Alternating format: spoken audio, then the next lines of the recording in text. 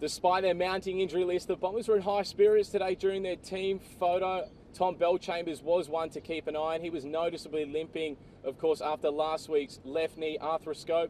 He is due to be back running in the next couple of weeks, according to the club, so that's great news for Bombers fans. Zach Merrett, another one kept under the microscope over recent weeks. He's been left out of the leadership group via a player vote.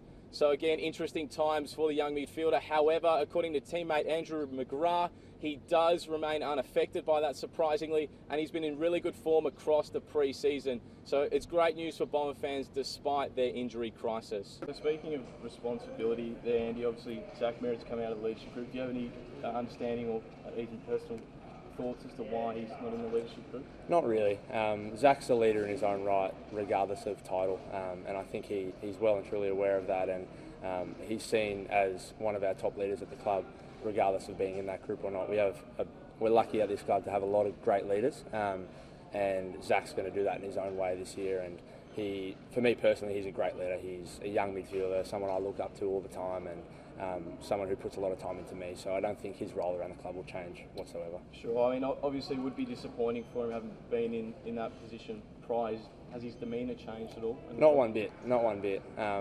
You might think that from outside the club, but Zach's the way he's interacted with the boys and coaching staff and on the track, it hasn't changed one bit, and that's a credit to him and him as a person. And he dominated our practice game on the weekend. I think a day after he was an out. So that's just what he's like as a person. He just gets on with things.